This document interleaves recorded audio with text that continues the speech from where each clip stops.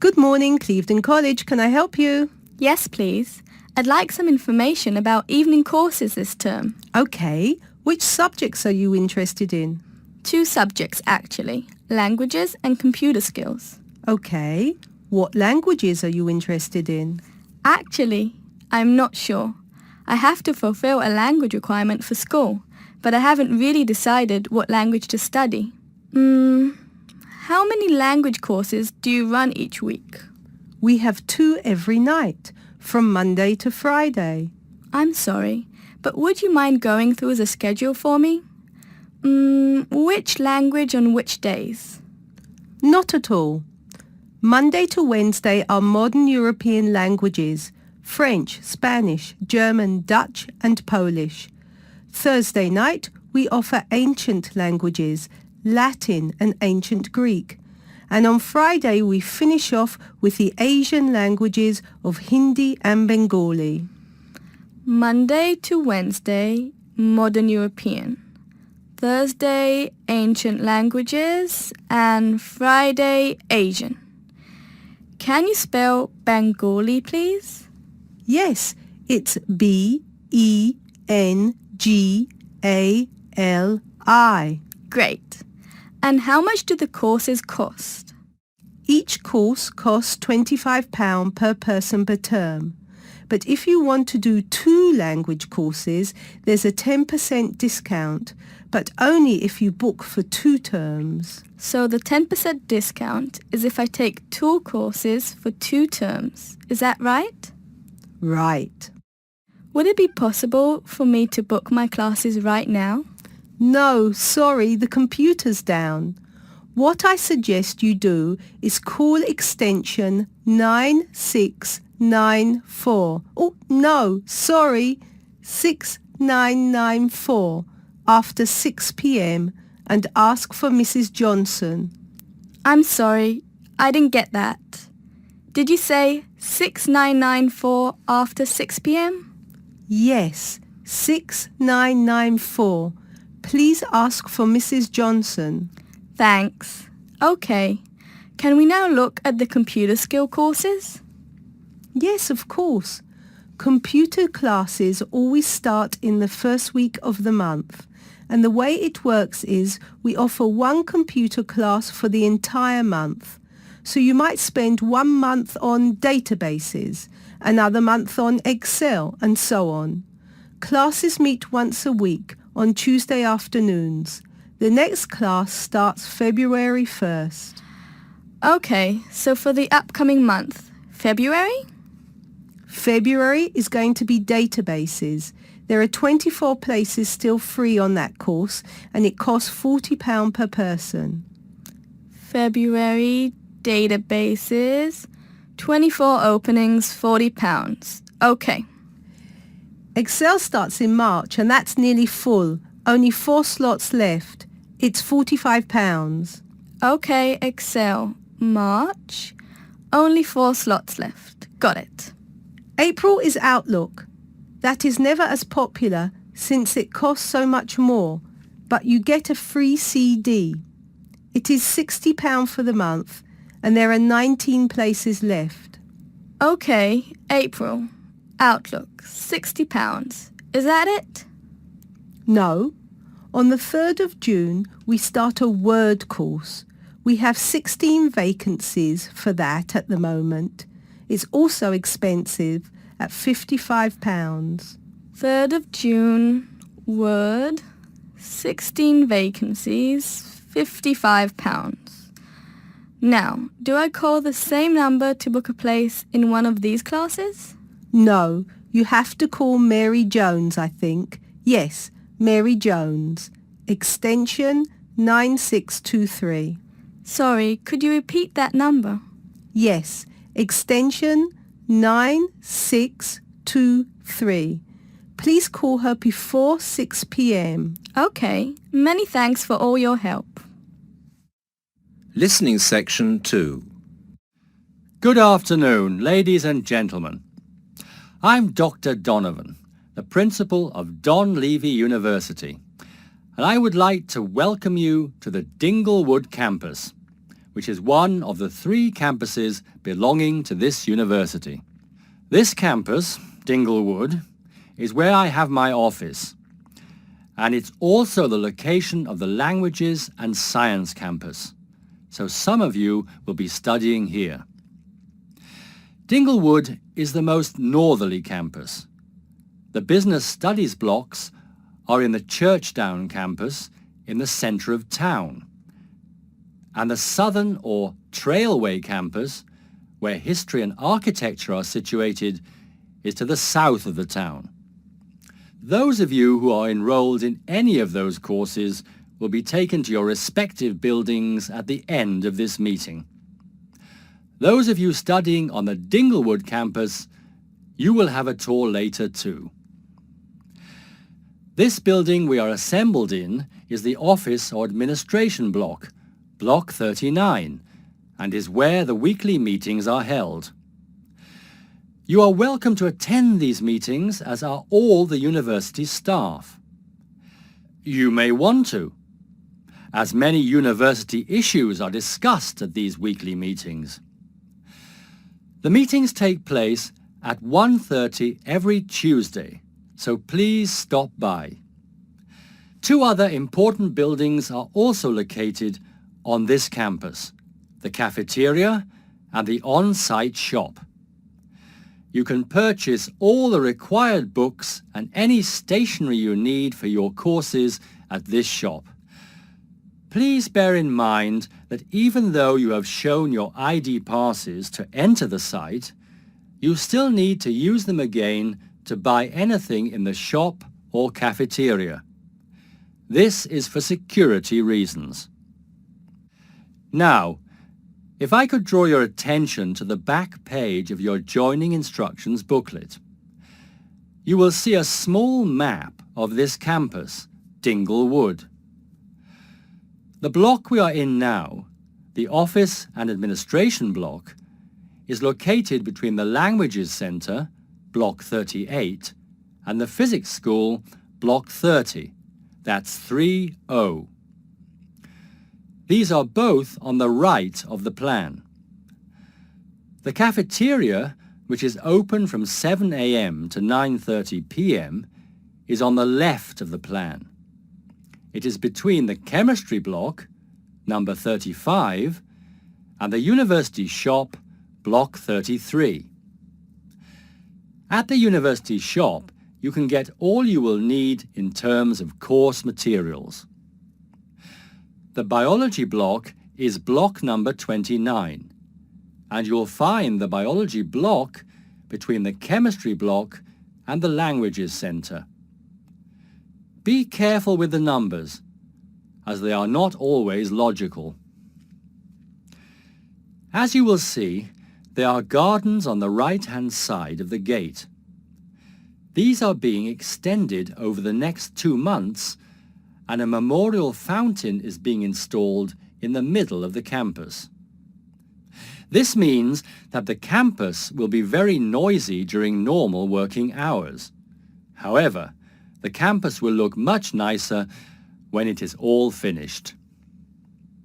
Right, so that's it for your initial campus orientation. At this point, could the language students all follow me, please? And the rest of you, please assemble under the banners which show your main topic of study, and you will be directed to the other campuses. Listening Section 3. Hi Bill, how are you? I'm okay now, Sarah, but I was so ill last week. Oh dear, what was the problem? Did you eat that dodgy fish in the canteen? No. At first, I thought it was a cold, but then my head started hurting and my eyes started to go blurry. Oh, I'm so sorry. That sounds serious. Yeah, it's okay actually. I went to the doctor and he diagnosed me with a migraine. He gave me some medicine and I'm starting to feel much better. Oh, I'm glad to hear that. Well, I'm also glad you're in today because we have to work on a new project together. Oh, are we in the same section? No, it's just us. No one else. Mr. Donaldson put us down as B team because we live near each other. That could be fun. What do we have to do? Well, the project is partly internet research, then checking reference books for information to prepare a survey, which we have to use with people we know. Great! What's the topic? It's to do with shopping over the last 10 years.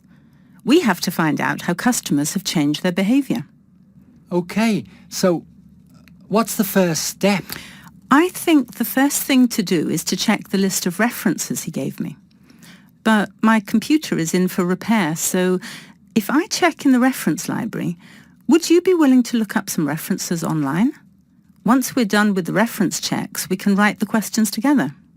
That's fine. I'll do the internet research. So what sort of shopping are we looking at? Only food or goods or clothes shopping? We have to find people who are willing to tell us about personal things, like deodorants, cosmetics, soap or vitamin creams. The other groups are doing food, electrical goods and clothes. That won't be so easy, Sarah. People might think those things are a bit private. Yes, I thought about that. I'll ask the women and you can ask the men. That should work okay. Well, if you think so. Give me the list of references then. Sorry, I left them in my other bag at Joseph's house. I'll get them for you tomorrow. OK. Well then, this afternoon, I think I'll catch up on the notes from last week. Can you help me, or are you busy? I've made you a copy of my notes already to save you time. Here you are. Wow, thanks, Sarah. That's so thoughtful. Well, since there's nothing for us to do right now, shall we go for lunch? Well, actually, I'll have to catch you later. I have to go to a meeting this afternoon. Can I phone you tonight to arrange when to meet? No, sorry. I have a date. Can we meet in the laboratory for the first class tomorrow? I'm not sure because I have to go to the library to collect some books. What about meeting there at lunchtime? Do you mean in the lab? Yes. OK. See you in the laboratory tomorrow at noon then. Sounds like we have a lot of work to do. Listening section 4. Good evening, everybody, and welcome to the first in this year's series of public lectures offered by the Art Gallery. As Chief Curator of the Gallery, I was given the honour of presenting the first lecture, and let me tell you, I had a difficult time deciding what to talk about tonight. Being the curator, I naturally know just about everything that's in this gallery, but I wanted to choose an artist who has a wide appeal. That seems only fair, yes? But I didn't want to talk about someone so well known that anything I said would be familiar. I wanted someone modern. My personal preference is for modern art. But again, I wanted to choose someone who had the potential to appeal to all art lovers, whether they're attracted to traditional forms, impressionism, surrealism, or what have you. So, having spent the last 5 years as a visiting professor in Barcelona, it's not surprising that I finally chose to talk about one of the greatest Catalan artists, one whose work is likely to be familiar to many of you, Juan Miró. Look at this. And this. And this. Ring any bells? Miró's most famous and most widely reproduced works tend to be like this. Bright primary colours with lots of asymmetrical forms.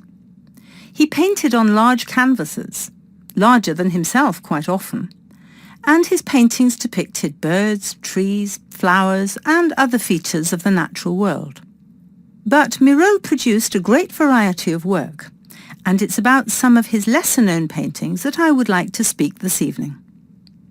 Miró was born in Barcelona in 1893, the son of a goldsmith. He began to show talent very early, and in 1926 went to Paris, where he was drawn to the surrealists of Montparnasse. He did not define himself as a surrealist, however. He preferred to stay free to experiment with other artistic styles as he wished. Miro had an intense dislike of much of the painting and many of the painters he knew. He wished to do something totally different, to express his contempt for bourgeois art. And yet, ironically, Miro's success has made his works much in demand among art collectors of the world. But we can't really talk about the artist without looking at his art.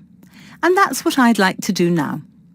To take a look at just a few of Miro's works and think about what it is that makes them special.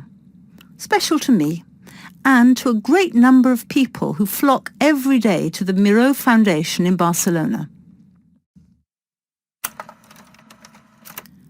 Let's start with this. One of Miro's best-known and brightest works, Woman and Bird, a sculpture created in 1982. It is on display in a park in Barcelona, often known as the Juan Miró Park. A huge sculpture, towering up into the sky. It reflects Miro's eternal interest in these themes, as well as his more technical interest in materials. This sculpture is covered in mosaic, which gives it a naive and cheerful appearance. It is interesting that this sculpture was completed in 1982, just a year before Miro's death. I think it shows that, towards the end, he was feeling as playful as a young man, and I think he wanted to share this playfulness in a park on such a big, very public scale. And now, another representation of a woman, this time just called Woman. This was painted in 1976, a late work for Miro, and is a work we often see reproduced or on sale as postcards or posters in gallery shops around the world. So why is it so popular? I think the use of colour has something to do with it. People respond to these rounded shapes filled with primary colours, especially on a large canvas like this. Also, the fact that, while it is rather surreal, it is still possible to recognise the form of a woman and to see it as a sympathetic representation. It's a bold, bright painting, and I think that it awakens a reaction in many of us. And finally, something quite different, though still a woman. A harsh, even violent work that was completed in 1939, at a time when Miró was greatly influenced by events of the Civil War in Spain. It's titled Seated Woman 2, but it can be hard to find the woman here, as she's been transformed into a rather horrendous creature. So is that how Miró viewed women? As grotesque? Not at all. This picture can also be seen as strong, with a huge base and solid shoulders to support those who depend on her. In this painting, her arms and neck seem to grow as vegetation out of her shoulders, representing woman as a fertile ground, perhaps. We also see here the fish and birds, the moon and stars so typical of Miró's work, making her a creature of nature and of the heavens as well. And that's all we have time for this evening, I'm afraid. I hope that you've enjoyed this brief look at Miró's work and that you will enjoy the other lectures that follow this one. Thank you and good night.